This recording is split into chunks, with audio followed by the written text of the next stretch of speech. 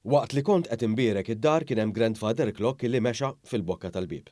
Hekk qal l-eżorċist Don John Vella meta l-erba' filgħodu kompla jinstema' l-ġuri ta' żagħżugħ ta' 22 sena li qed jiġi akkużat li fost l-oħrajn stupra lilhom l-eks tfajla tiegħu. Fix-xhieda tiegħu l-eżorċista spjega li huwa ġie kkuntattjat minn omm it-tfajla tal-akkużat, illi qaltlu li kellha kuntatti sopranaturali u li kienet għamlet xi riti. Huwa qal li meta mar iberkilha sab ħerba sħiħa. Huwa żied jgħid li meta kien hemm waqa' arloġġ, iżda qal li fid-dar ma nnota xejn sopranaturali.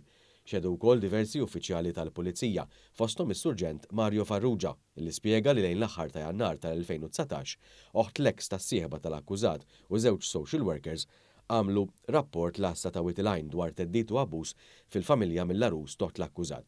Is-Surġent qal li t-teddid kien isir forom differenti, fost l-oħrajn allegatament l-akkużat kien jitfi dwal, joqgħod isinni skiken u jeddet lil oħt l-eks sieħba tiegħu u jgħidilha li fadlilha ftit ħajja. Is-Surġent Farrugia qal ukoll li huma rrappurtaw ukoll l-abbuż sesswali li allegatament kien iseħħ.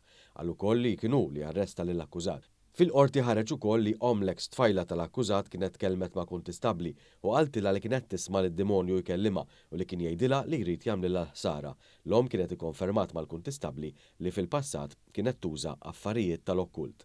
Fl-awla ntwera wkoll filmat tal-istqarrija li tal-akkużat lill-Pulizija li fiha ċaħat li sawwat, għeddet u għajjart lil oħt l-eks tfajla tiegħu. Jgħid li minflok ġieli tagħtu daqqiet ta' ponn u oħrajn f'wiċċu. Jiġħad ukoll li l-leħen tax-xitan kien tiegħu, jgħid li l-leħen kien jisimgħu huwa wkoll. Fil-filmat l-akkużat qal li huwa jiftakar li dan il-leħen beda jitkellem minn nar Santa Marija. Jinstama' jgħid ukoll li l-omm it-tfajla ġieli sabilha affarijiet tal-okkult fosthom Ouija board u pupa bistilla. Jgħid ukoll li jiftakarha tixtri pupi sataniċi.